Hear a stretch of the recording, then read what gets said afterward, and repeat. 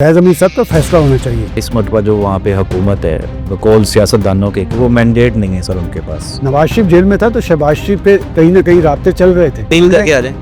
मैं डील की बात नहीं कर रहा। सर आप किसी और के पास हैं, जवाबदेही किसी और की हो रही है। अगर आप ये समझता है कोई कि पाकिस्तान की रियासत से लड़के वो उस पर असरअंदाज होकर वो इक़्तिदार में आ जाएगा। नवाज शरीफ साहब एज के उस हिस्से में ज़्यादा वो स्ट्रगल तो नहीं कर सकते। तालिबान इंतज़ामिया को वहाँ मुसल्लत करने में हमारा एक रोल था। बिस्मिल्लाहिर्रहमानिर्रहीम। नाज़रीन, चीनी 180 रुपये किलो है। अभी हम रास्ते से गुजर के आ रहे थे तो प्रेस क्लब के सामने कुछ बलोच स्टूडेंट्स ने उन्होंने धरना दिया हुआ था, और हमारे जो हुक्मरान हैं वो आधे उम्रे पे हैं, और कुछ आज सिंध वहाँ पे अपने गवर्नर हाउस में कुछ तमगे वो बांट रहे हैं, डिस्ट्रीब्यूट कर रहे हैं। पाकिस्तान कहाँ पे है, पाकिस्तान आगे कहाँ पे जा सकता है और कहाँ पे होना चाहिए था, ये सब सवालात हैं, और इन सवालात के जवाब जानने के लिए आज हम मौजूद हैं सीनियर सहाफ़ी सलमान गनी साहब के साथ। सर, सबसे पहले तो आपको मुबारक हो, आपको भी आज वो सितारा इम्तियाज़ मिला है sir. Thank you ji. Sir you deserve sir. अल्हम्दुलिल्लाह के पाकिस्तान में कुछ लोगों को मेरिट पे भी मिलता है सर।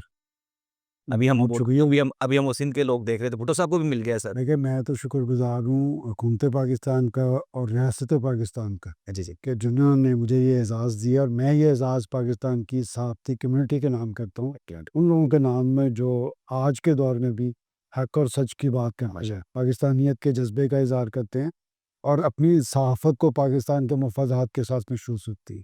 सर, सहाफ़त तो मर नहीं गई। कुछ लोग जो हैं वो पीटीआई के साथ खड़े हो गए हैं, कुछ पीपल्स पार्टी के साथ, कुछ नून लीग के साथ। बीवी मैं सहाफ़त के हवाले से एक बात कहा करता हूँ कि इसकी हैसियत उस मासूम बच्चे की मानिंद है, जिसे आप कितना भी छुपाने की कोशिश करें, वो कहीं न कहीं से मुँह निकाल के मुस्कुरा देता है। देखिए बात ये है कि अगर किसी ने ब्रैकेट भी किया है, तो आज के दौर में कोई ख़बर नहीं छुपती कि आप अगर मेन स्ट्रीम में मीडिया से उसे छुपाने की कोशिश करें या प्रिंट मीडिया या इलेक्ट्रॉनिक मीडिया, फिर सोशल मीडिया मौजूद है। ख़बर छुपने वाली चीज़ नहीं है। लेकिन बात ये है कि आज जिस तरह की कैफ़ियत से हम दो चार हैं, उसमें हमें अपनी इस सहाफ़त को यकीनन पाकिस्तान के मफादात के साथ मुंसलिक रखना चाहिए। और ये मैं बात इसलिए कर रहा हूँ कि ये दुनिया भर में ऐसे होता है कि आप अगर अफ़गानिस्तान के ख़िलाफ़ अमेरिकन जंग देख लें, तो अमरीकी फ़ौजी जो जहन्नुम वासिल होते थे, उनका कभी ज़िक्र नहीं होगा। हमारे साथ हिंदुस्तान है, वहाँ के मीडिया में कभी आप मुझे बताएँ कि पाकिस्तान के हवाले से उन्होंने नेवर। तो बाज़ एक वो अपने मफादात देखते हैं, तो हमें भी ये अपनी सहाफ़त को पाकिस्तानियत के साथ मुंसलिक करना चाहिए। और यकीनन इसमें हमें मसाइल ज़्यादा, महंगाई ज़्यादा, लोगों की बात करनी चाहिए। पाकिस्तान मसाइलिस्तान क्यों बना? इसमें हमारे हुक्मरानों का बड़ा दखल है, हमारे सियासतदानों का बड़ा दखल है।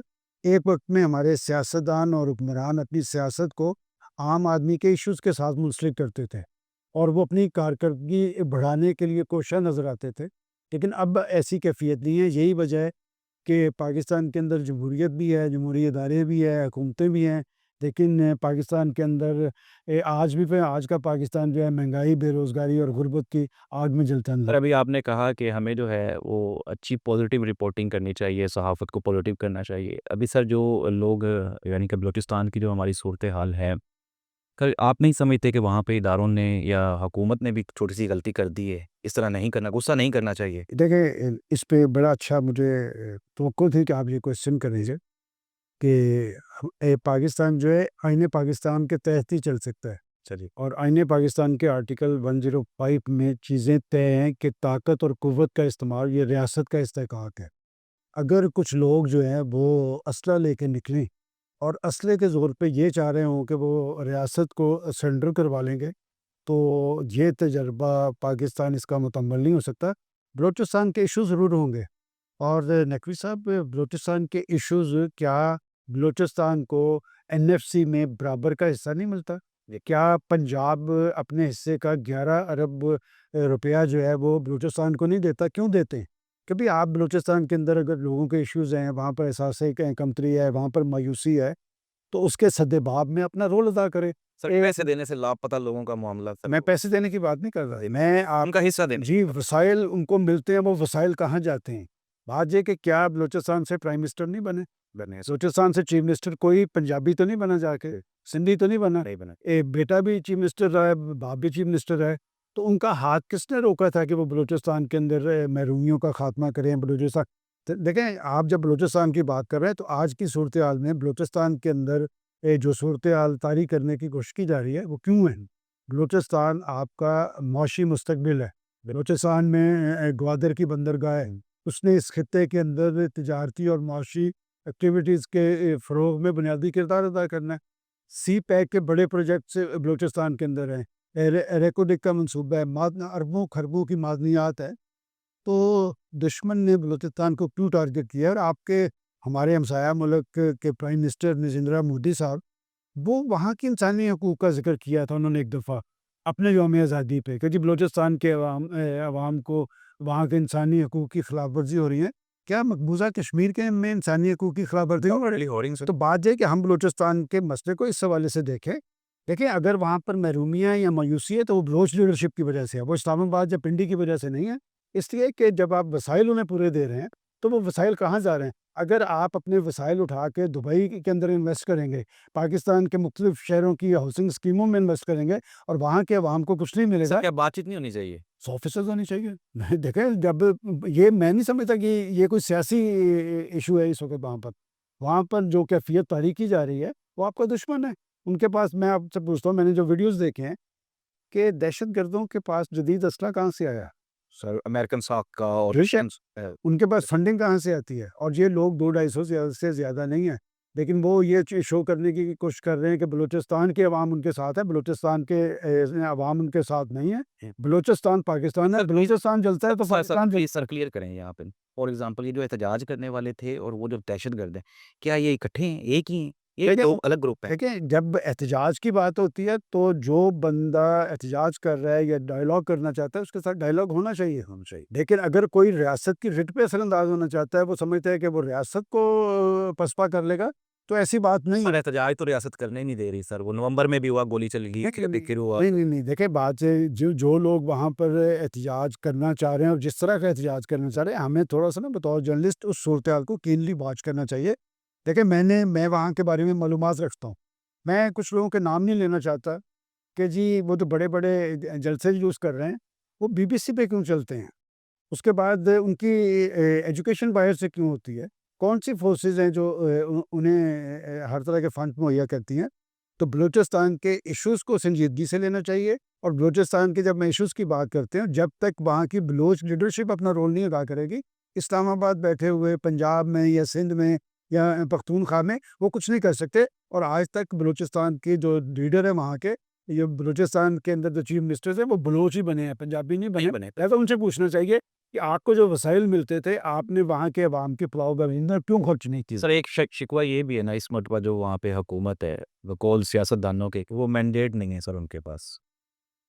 دیکھیں مینڈیٹ والے معاملے میں تو دو آراء ہو سکی ہیں، لیکن وہاں پر حکومت تو موجود ہے۔ اس سے پہلے ڈکٹیٹرشپ میں بھی تو وہاں پر حکومتیں قائم ہوتی ہے، اور ڈکٹیٹرشپ میں یہی لوگ برسکدار تھے، یہی بڑے بڑے سردار تھے، بکسی تھے، مینگل تھے، پزنجو تھے، یہی 5 مفتی فیملی تھے، سر۔ ہاں یہ 8-10 فیملی، یہی لوگ برسکدار ہوتے ہیں۔ دیکھیں ہمیں بطور جرنلسٹ اگر بلوچستان کے عوام کے اندر محرومی ہے یا بلوچستان کے نوجوانوں میں غصہ ہے، اس کی بات ضرور کرنی چاہیے، لیکن ساتھ اس یہ بات بھی کرنی چاہیے کہ آج تک جو بلوچستان کو وسائل ملیں، وہ وسائل بلوچستان کی عوام پر، بلوچستان کے نوجوانوں پہ کیوں خرچ نہیں ہوئے؟ میں بلوچستان کے بارے میں ہمیشہ کہتا ہوں کہ بلوچستان جلتا ہے تو پاکستان جلتا ہے، اس لیے کہ بلوچستان پاکستان کا معاشی مستقبل ہے، اور اسی لیے دشمن کی آنکھ میں کھٹک رہا ہے۔ بات ہے کہ وہ بلوچستان ہی ٹارگٹ کیوں ہے؟ اور اس میں آپ دیکھیں نا افغان سرزمین کا استعمال، یہ میں سمجھتا ہوں کہ ایک ہماری ریاست کی بڑی ناکامی تھی کہ ہم نے سارا خمیازہ بھی بھگتا۔ بلوچستان کے مسئلے کے سیاسی حل کے لیے پاکستان نے سٹینڈ لیا۔ آپ کو یاد ہے کہ جب ٹرمپ صاحب پہلے بس اقتدار آئے تھے تو ان کی دو بڑی پریس کانفرنس یہ تھی، ایک افغانستان کے حوالے سے، ایک قومی سلامتی کے حوالے سے، دونوں میں انہوں نے پاکستان کو ذمہ دار قرار دیا تھا۔ لیکن پاکستان وہاں پر مسئلے کے سیاسی حل کی بات اس لیے کر رہا تھا کہ اگر افغانستان کے اندر امن ہو گئے تو اس خطے میں استحکام آئے گا۔ ہم جب سی پیک کے ثمرات اور اثرات کی بات کرتے ہیں تو وہ صرف پاکستان کی حد تک نہیں تھے، اس پورے خطے کے لیے تھے۔ اس لیے پاکستان انٹرسٹڈ تھا کہ افغانستان کے اندر امن ہو۔ افغانستان کے اندر امن کیوں نہیں ہو پا رہا؟ اور جو میں نے ناکامی کی بات کی ہے کہ طالبان انتظامیہ کو وہاں مسلط کرنے میں ہمارا ایک رول تھا، اور آج کی طالبان انتظامیہ جو ہے وہ اشرف غنی کی حکومت اور حامد کرزئی کے ساتھ کھڑی نظر آ رہی ہے۔ لیکن ان کو آئینہ دکھانے کی ضرورت ہے، اور بین الاقوامی فورسز جو افغانستان کی صورتحال کے ساتھ براہ راست منسلک ہیں انہیں بھی ایک رول ادا کرنا چاہیے۔ دوحہ معاہدہ کروانے میں امریکہ کا بھی رول تھا، پاکستان کا بھی رول تھا، علاقائی فورسز کا بھی رول تھا۔ دوحہ معاہدہ کیا تھا کہ طالبان انتظامیہ نے لکھ کے دیا تھا کہ ہمارے ہاں اب دہشت گردی نہیں ہوگی اور ہماری سرزمین ہمسایہ ممالک میں دہشت گردی کے لیے استعمال نہیں ہوگی۔ کیوں ہو رہی ہے؟ میں تو کہتا ہوں کہ یہ دوحہ معاہدے کو چیلنج کرنا چاہیے کہ یہ اس پہ کوئی کیوں کاربند ہے۔ سر ہمارے اس وقت اگر پاکستان کی بات کی جائے، عمران خان صاحب تو جیل میں ہیں، اس کے بعد اگر کوئی سینئر اگر ہم سیاست کی بات کریں تو میاں محمد نواز شریف صاحب ہیں۔ نواز شریف صاحب ایکٹیو دکھائی نہیں دیتے سر، کمیٹی میٹنگ میں بھی نہیں آئے، پھر اس کے بعد خاموش بھی ہیں، کیا ناراض ہیں کسی سے؟ دیکھیں یہ بات میں آپ سے ایگری کرتا ہوں کہ آج کی صورتحال میں اگر کوئی بڑا کردار پاکستان کے ایشوز کے حوالے سے کوئی شخص ادا کر سکتا ہے وہ نواز شریف ہیں۔ جی بالکل۔ اور نواز شریف صاحب ایج کے اس حصے میں زیادہ وہ سٹرگل تو نہیں کر سکتے، لیکن آج وہ جاتی عمرہ میں بھی بیٹھ کر اپنا ایک پازیٹیو رول ادا کر سکتے ہیں۔ میں آپ کو اپنے ذاتی علم کی بنیاد پہ بتا رہا ہوں کہ بلوچ لیڈرشپ آج بھی نواز شریف نواز شریف صاحب کا احترام کرتی ہے۔ میں پوری تاریخ سے واقف ہوں۔ جب اکبر بگٹی کو شہید کر دیا گیا تھا وہاں پہ، تو یہ نواز شریف صاحب تھے جو انگلینڈ سے بیٹھ کے اپنی پارٹی لیڈرشپ کو اور پارٹی ذمہ داران کو فون کر کے کہہ رہے تھے کہ اکبر بگٹی کا غائبانہ نماز جنازہ لاہور میں ہونا چاہیے۔ دیکھیں پنجاب نے بڑے بھائی کا رول ادا کیا ہے اور نواز شریف صاحب کا اسی لیے ایک احترام موجود ہے۔ خاموش کیوں ہیں؟ دیکھیں میں تو اس سے ایگری کرتا ہوں کہ ان کو ایک بڑا رول ادا کرنا چاہیے۔ اب خاموش کیوں ہیں؟ اس وقت پاکستان کی اگر آپ صورتحال کا گہرائی سے جائزہ لیں تو کوئی ایک حکومت بااختیار نہیں ہے، نہیں ہے۔ بہت ساری حکومتیں ہیں، ایک انتظامی بندوبست چل رہا ہے، اختیارات کسی اور کے پاس ہیں، جواب دہی کسی اور کی ہو رہی ہے، لیکن اس ساری صورتحال سے دراصل بالاتر ہوتے ہوئے پاکستان کے قومی مفادات کو ترجیح دینی چاہیے اور بلوچستان میں امن پاکستان کے استحکام کے لیے ضروری ہے۔ پاکستان کی میں نے کہا معاشی مستقبل سر آپ نے میرے سوال کا جواب نہیں دیا، میاں صاحب کس سے ناراض ہیں؟ نہیں، میں ناراضگی کی بات جو مریم صاحبہ سے خوش ہیں؟ نہیں، میرے دیکھیں ان کی بیٹی ہے، بیٹی سے بھی کبھی کبھی ناراض ہوتا ہے۔ حکومت نواز شریف صاحب ان کے بھائی پاکستان، دیکھیں آپ نے بھی عمران خان صاحب کا ذکر کیا ہے، آپ یہ بات کریں کہ جی پاکستان کی پولیٹیکل لیڈرشپ کو میچور ہونا چاہیے اور سیاست جو ہوتا ہے وہ راستہ نکالنے کا نام ہوتا ہے۔ سیاست اپنے مقاصد کی تکمیل کے عمل کا نام ہے۔ اگر آپ یہ سمجھتا ہے کوئی کہ پاکستان کی ریاست سے لڑ کے وہ اس پہ اثر انداز ہو کے وہ اقتدار میں آ جائے گا تو 75 سال میں تو ایسے نہیں ہوا اور آگے بھی مجھے ہوتا نظر نہیں آ رہا۔ دیکھیں اس میں کوئی شک نہیں کہ پی ٹی اے ایک بڑی جماعت ہے، اس کی ایک لیڈرشپ ہے، وہ مقبول لیڈرشپ ہے، تو اس مقبول لیڈرشپ کا مطلب یہ نہیں ہے کہ آپ ہر چیز کو توبالہ کر کے آپ سمجھیں کہ جی آپ آگے قبضہ کر لیں گے، ایسے نہیں ہونے والا۔ اگر آپ نے سیاست کا حصہ بننا ہے، سیاست میں آپ نے کوئی بڑا رول ادا کرنا ہے تو آپ کو سیاسی طرز عمل کا مظاہرہ کرنا پڑے گا، لیکن سر اسپیس بھی ملے نا پھر۔ میں آپ کو اسپیس کی بات بھی دیکھیں، ایک وقت تھا کہ عمران خان صاحب کی سیاست کا جب آپ جائزہ لیں گے تو ان کی پہچان جو تھی وہ احتجاجی سیاست تھی، بالکل ایسی یارحانہ طرز عمل کا، وہ تو نتیجہ خیز ہوا تھا، اس لیے تو ان کے پیچھے کوئی تھا نا، طاقت تھی۔ کوئی طاقت بھی تھی، کوئی تھپکی بھی تھی، کوئی پروگرام تھا، اور جنہوں نے وہ سارا پروگرام چلانے کی کوشش کی، میں سمجھتا ہوں کہ ایک عمران خان کو مورد الزام نہیں ٹھہرانا چاہیے، انہیں بھی پکڑنا چاہیے۔ دیکھیں عمران وہ خان تو پہلے ہی پکڑے ہوئے ہیں سر۔ نہیں پکڑنے سے مراد نہیں، میں جن کی بات کر رہا ہوں آپ میری بات بھی سمجھے کہ جو اسے یہاں تک لے کے آئے، جو اسے تھپکی دیتے تھے، فیض امیر صاحب اندر ہی ہیں سر۔ بات یہ فیض امیر صاحب کا فیصلہ ہونا چاہیے۔ بات یہ کہ فیصلے کیا صرف سیاستدانوں کے ہوں گے؟ پھانسی صرف سیاستدان چڑھیں گے؟ یہ ملک بنانے میں ایک سیاستدان کا رول تھا، ایک قانون دان تھا، ایک کریڈیبل لیڈرشپ تھی۔ ملک کب ٹوٹا؟ جب اس وقت بھی ایک ایکسٹینشن کا ایشو تھا، بالکل ایسے کس کی ایکسٹینشن تھی سب کو پتہ ہے، اور بات یہ کہ آپ کو رزلٹس تسلیم کرنے چاہیے۔ آج کی اگر بڑی قومی سیاسی ضرورت ہے تو وہ پھر ایک آزادانہ اور فیئر الیکشن ہے۔ کیا 2018 کا الیکشن فیئر تھا؟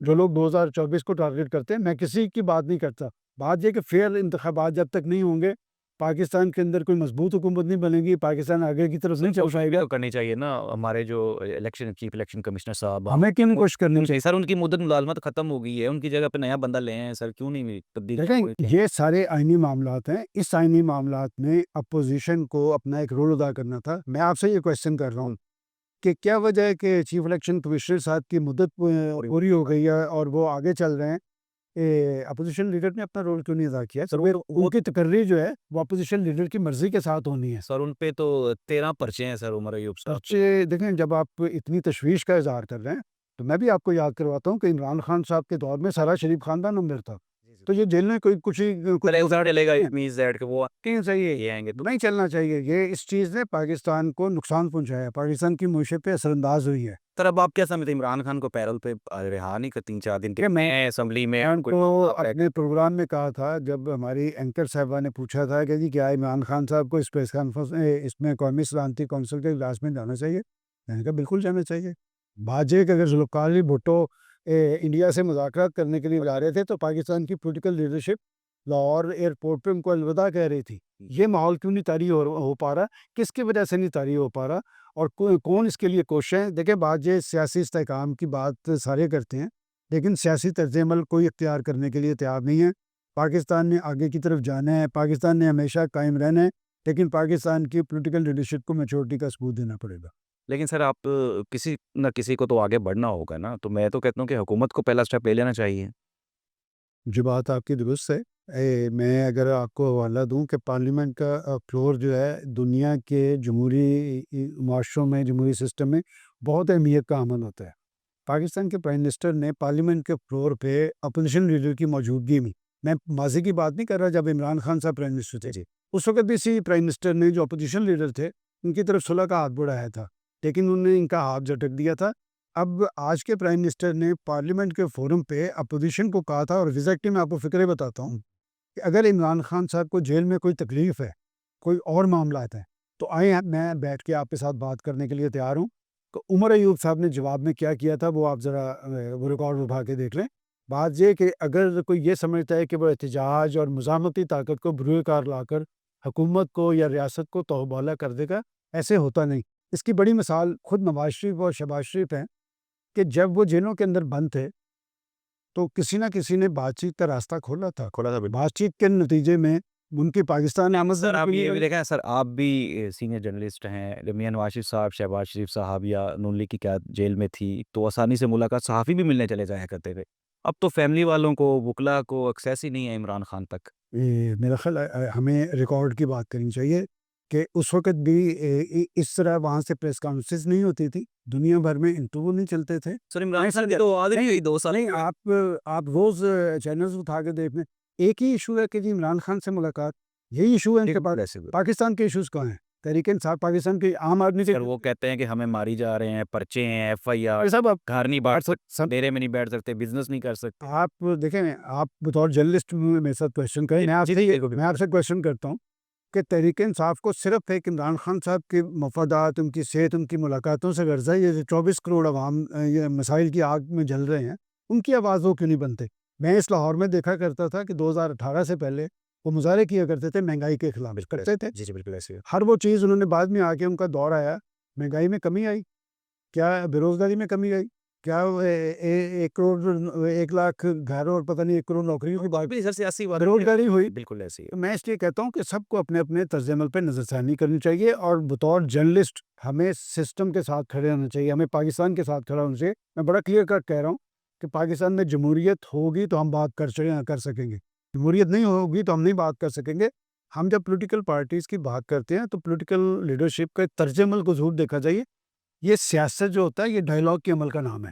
سیاست ضد اور حق درمی کا نام نہیں ہے کہ آپ پاکستان کی اسٹیبلشمنٹ سے بات کرنا چاہتے ہیں، آپ پاکستان کی پولیٹیکل لیڈرشپ سے بات نہیں کرنا چاہتے، اس لیے کہ پھر آپ اسٹیبلشمنٹ کی پیداوار ہیں.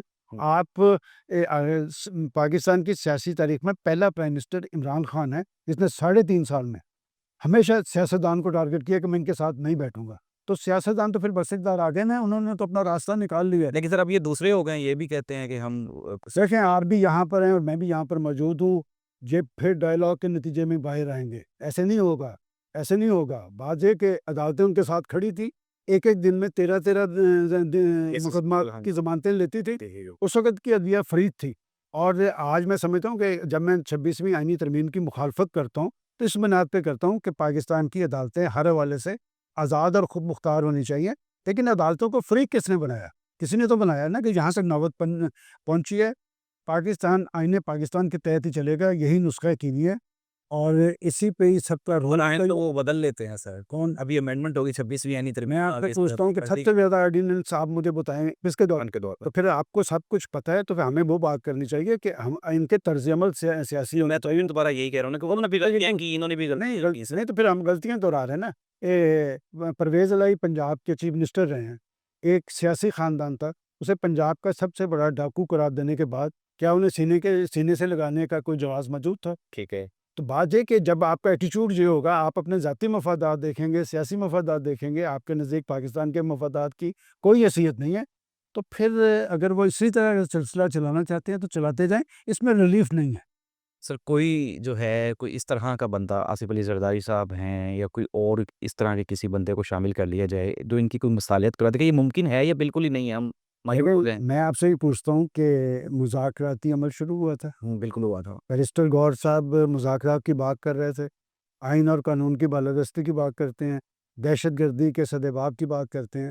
جب وہ اپنے لیڈر سے جیل میں ملنے گئے, ابھی تو 3 دن رہتے تھے جواب دینے میں, تو انہوں نے کہا جی کہ عمران خان صاحب نے کہا ہے کہ مذاکرات ختم کر دیں. سر اب ہر چیز کا مورد الزام عمران خان میں مورد الزام نہیں, مجھے اس بات کی تکلیف ہے کہ ایک پارٹی کا سربراہ وہاں موجود ہے اور وہ مسلم لیگ نون کی وجہ سے, پی ٹی آئی کی, پیپلز پارٹی کی وجہ سے موجود نہیں ہے, وہ اپنے ایٹیچیوڈ کی وجہ سے موجود ہے.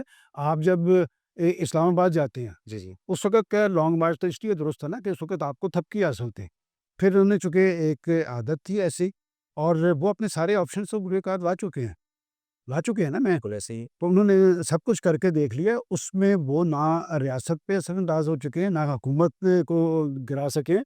پولیٹیکل طرز عمل اپنائیں. بعض پی ٹی آئی پاکستان کی ایک بڑی پارٹی ہے, میں نے شروع میں کہا تھا ایک بڑی پارٹی کے طور پہ انہیں بھی ایک بڑا رول ادا کرنا چاہیے, اور بڑا رول جب میں یہ کہتا ہوں تو وہ پھر سیاسی طرز عمل اختیار کرنا پڑے گا, سیاستدانوں کے ساتھ ملنا پڑے گا. آپ تو شاید واقف نہیں, ہم نے تو پیپلز پارٹی اور مسلم لیگ نون کے درمیان جو کچھ دیکھا ہوا ہے, ابھی تو وہ کچھ نہیں ہوا, لیکن نواز شریف جب پرابلم میں آیا تھا اس نے پولیٹیکل فورسز سے رجوع کیا تھا, پیپلز پارٹی سے رجوع کیا تھا, سے رجوع کیا تھا. تو بات ہے کہ اگر وہ آپس میں مل سکتے ہیں تو یہ اگر سمجھتے ہیں کہ ہم سولو پرواز کریں گے, تو سولو پرواز کا دور پاکستان کی سیاست میں گزر چکا ہے. سر سوشل میڈیا پہ جس طرح کہ ابھی بھی کہا جا رہا ہے کہ عمران خان کے اکاؤنٹس ہیں, عمران خان چلا رہا ہے سوشل میڈیا, آپ کتنا مورد الزام ٹھہراتے ہیں سوشل آپ میڈیا؟ پھر مجھے جب کوشچن آپ عمران خان کا کریں گے تو پھر جواب جی بالکل. میں نہیں کہتا, ان کی بہن نے کہا ہے کہ میں میسیج لاتی تھی, میں میسیج لا کے بھائی بھیجتی تھی. وہ کیا میسیج تھے کہ کیا آپ پاکستان کے اندر اگر ریاست کو یا ریاستی اداروں کو ٹارگٹ کر کے آپ اپنے پولیٹیکل موٹیوز اچیو کر پائیں گے؟ ابھی پاکستان اتنا کمزور نہیں ہوا, یہ حکومتیں کمزور ہو سکتی ہیں, ریاست اتنی کمزور نہیں ہے. ہم ایک نیوکلیئر پاکستان ہے, اور نیوکلیئر پاکستان کے بھی بہت سے تقاضے ہیں. تو میں آپ کو فارمولہ بتاتا ہوں, اگر آپ کو اتنی ہمدردی ہے خان صاحب سے تو میں آپ کو بتاتا ہوں طریقہ کار, کہ آپ سب سے پہلے اپنے بندے نامزد کریں, انہیں بااختیار کریں مذاکرات کے میں سے. یہ نہیں ہوگا کہ آپ ہر بات کے ساتھ ان کو وہاں پر جیل کے اندر بلا کے ڈکٹیشن دیں گے. نواز شریف جیل میں تھا تو شہباز شریف کے کہیں نہ کہیں رابطے چل رہے تھے, پولیٹیکل لیڈرشپ سے بھی چل رہے تھے, پولیٹیکل لیڈرشپ ان کے ساتھ رابطوں میں تھی. یہ راستہ میرے نزدیک کوئی اتنا مشکل نہیں ہے ان کی جیل سے واپسی کا. اسے مشکل میں ڈیل کی بات نہیں کر رہا, بات ہے کہ آپ پولیٹیکل فورسز سے بات تو کریں. جس دن پولیٹیکل فورسز کسی ایک جگہ پہ اکٹھی ہوں گی تو پریشر کہیں نہ کہیں جائے گا, پریشر جائے گا تو پھر یہ باہر بھی آئیں گے. تو بات ہے کہ ان کی واپسی کا, ان کے بڑے سیاسی کردار کا اور جیل سے واپسی کا راستے کا اختیار انہی کے پاس ہے کہ یہ اپنے ایٹیچیوڈ سے فیصلہ کریں. میں کسی کا ترجمان نہیں ہوں, لیکن میں سیاست کے کچھ رموز جانتا ہوں, اس لیے کہ سیاست ہے ہی ڈائلاگ کا اور مذاکرات کا نام ہے. اگر کچھ لوگ یہ سمجھتے ہیں کہ اپنی ضد اور ہٹ درمی کی بنیاد پہ وہ پاکستان کی ریاست, سیاست اور حکومت پر اثر انداز ہو پائیں گے, ابھی تک تو ایسے نہیں ہوا. میں آپ کو پاکستان کی 75 سالہ تاریخ بتاتا ہوں. بڑے بڑے لانگ مارچز کیے ہیں, مسلم لیگ نون نے بھی کیے ہیں, پیپلز پارٹی نے بھی کیے ہیں, جماعت اسلامی نے بھی کیے ہیں. کوئی حکومت کو گرا پایا تھا؟ آج تک کبھی نہیں. تو بات یہ کہ پھر اگر نہیں گرا پائے تو یہ اس صدی کے اندر میں ہمیشہ کہا کرتا ہوں کہ دنیا کی بڑی فورسز جو ہیں وہ بیٹھ کے اپنے ایشوز طے کر رہی ہیں. اب تو ایک نیا رجحان سامنے آ رہا ہے, اب تو جنگوں کا دور نہیں ہے, اب تو ڈائلاگ کا دور ہے. افغانستان امریکہ بات چیت سر بات چیت کر رہے ہیں, بڑے دشمن بات چیت کریں سر 188% تنخواہیں وزراء نے بڑھا لی, یہاں پہ چینی نہیں مل رہی, گھی نہیں مل رہا, کھانے پینے کی اشیاء, پیٹرول میں ریلیف نہیں ملا, بجلی مہنگی. سر یہ سیاستدانوں بھی اگر آپ جو ہے نعرہ رات کا پروگرام دیکھتے جی سر اس میں ہم نے اس کا تیا پانچا کیا ہے کہ پاکستان کا وزیر خزانہ یہ کہتا ہے کہ سرکاری ملازمین جو لاکھوں کی تعداد میں ہیں کہ نہ ان کی تنخواہوں میں اضافہ ہوگا ہو سکتا ہے ہاں نہ ان کی پینشن میں اضافہ ہوگا، اور پاکستان کے پرائم منسٹر کفایت شاری کی بات کر رہے ہیں، لیکن انہی کے دور میں انہی کی ناک کے نیچے اگر پاکستان کے پارلیمنٹیرینز اور پاکستان کی کیبنٹ کی تنخواہوں میں کئی 100% اضافہ ہو رہا ہے تو یہ بڑی الارمی صورتحال ہے۔ اس سے لوگوں کے اندر غصہ اور رد عمل بڑھ رہا ہے، اور اگر حکومتیں یہ سمجھتی ہیں کہ جی پاکستان کے عوام خاموش ہیں تو یہ خاموشی کسی طوفان کا پیش خیمہ بن سکتی ہے۔ بعض یہ کہ لوگوں کو اپنے بچوں کے پیٹ کی فکر ہے، اگر ان کا چولہا نہیں جلے گا تو پھر ان کا دل جلے گا، اور پاکستانی عوام کا دل جل رہے ہیں۔ اس کا سیاسی قیادت کو نوٹس لینا چاہیے، اور جمہوریت کے ثمرات اپنے تک محدود رکھنے کے بجائے اس میں تھوڑا سا حصہ پاکستان کے عوام کو بھی دینا چاہیے۔ بہت شکریہ سر، آپ نے ہمیں اپنا قیمتی ٹائم دیا۔ ایک بار دوبارہ پھر مبارکباد، یو ڈیزرو۔ ہمیں خوشی ہوتی ہے کہ جب واقعی جو لوگ ڈیزرو کرتے ہیں ان کو اس طرح کے ایوارڈز ملتے ہیں۔ لیکن یہ بات میں اس میں واضح کر دوں تو میرے سے اچھے، میرے سے باصلاحیت اور میرے سے زیادہ جرأت مند اور بھی جرنلسٹ موجود ہیں، انہیں بھی اس طرح کے اعزازات نہ ملنے چاہیے، بالکل۔ بہت شکریہ سلمان غنی صاحب نے ہمیں ٹائم دیا، اس دعا کے ساتھ کہ اللہ تعالیٰ ہمارے ملک پہ کو رحم فرمائے، سیاستدانوں کو عقل دے اور معاملات جو ہیں وہ بہتر ہو جائیں۔ اللہ حافظ۔